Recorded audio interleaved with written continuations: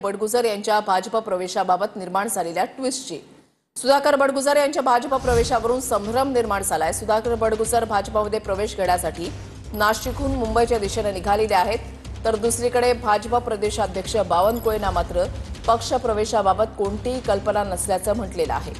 बडगुजर यांच्या प्रवेशाबद्दल कोणतीही माहिती नाही अशी प्रतिक्रिया बावनकुळेंनी माध्यमांशी बोलताना दिली आहे। बावनकुळेंच्या प्रतिक्रियेवर बोलणार नसल्याचं म्हणत आपल्याला मुंबईतील भाजप प्रदेश कार्यालयामधून दुपारची वेळ मिळाल्याचं बडगुजर यांनी म्हटलेलं आहे।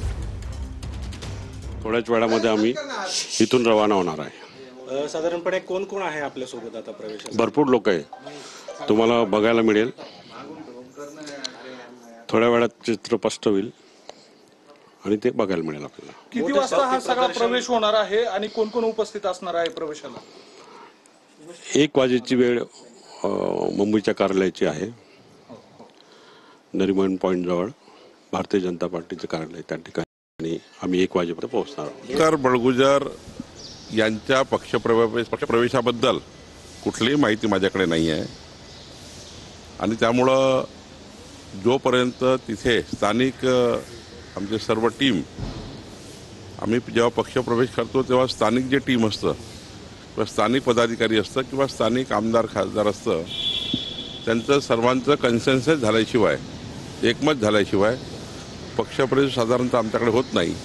जे प्रदेश अध्यक्ष आहेत त्यांनी नागपुरात अशी प्रतिक्रिया दिली की सुधाकर बडगुजर यांच्या प्रवेशाबद्दल मला माहित नाही म्हणून। ते मला सांगता येणार नाही। आजच प्रतिक्रिया दिली मला ते काय बोलले मला माहित नाही आणि त्याच्यावर मला प्रतिक्रिया देणं मला माहित नसताना मी देणं चुकीचं होईल।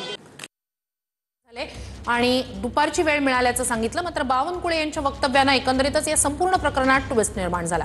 तर सलीम कुत्ता त्याच्यासोबत पार्टी केल्याप्रकरणीच बडगुजरांवर आरोप करण्यात आले आणि हे आरोप सभागृहात करण्यात आले होते। नितेश राणे यांनी थेट हे आरोप केलेले होते। हा व्हिडिओ समोर आला होता, त्यानंतर भाजपकडून बडगुजर यांच्यावर जोरदार हल्लाबोल करण्यात आला।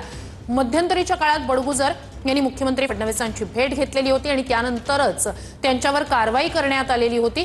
या सगळ्याच्याच पार्श्वभूमीवर जेव्हा त्यांच्या भाजप प्रवेशाची चर्चा सुरू झाली तेव्हा भाजप आमदार सीमा हिरेंसह स्थानिक नेत्यांनी स्पष्टपणे आपला विरोध वेळोवेळी बोलून दाखवलेला आहे। आज हाच स्थानिक विरोधाचं कारण देत बावनकुळे यांनी एकमत अशा प्रकारे स्थानिक पातळीवर झाल्याशिवाय पक्षप्रवेशासंदर्भात कोणताही निर्णय होणार नसल्याचं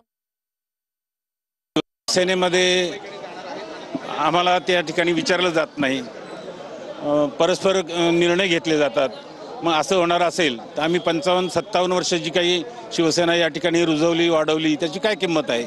मग ज्या ठिकाणी किंमत नाही त्या ठिकाणी राहण्यामध्ये काही अर्थ नाही, म्हणून मी हा निर्णय घेतलेला आहे। बबनराव घोलप माजी मंत्री यांचंही नाव येत आहे, तसेच मनसेचे माजी महापौर आहे, 2 नावं त्यांची येत आहेत, तेही भाजपमध्ये प्रवेश करणार अशी चर्चा आहे। अजून माझ्याशी आज चर्चा झाली नाही आहे। मी मुंबईला गेल्यानंतर जर पुढं चर्चा झाली तर त्या ठिकाणी काही पुढे जाईल, पण आत्तापर्यंत माझ्याकडे कुठली चर्चा नाही आहे।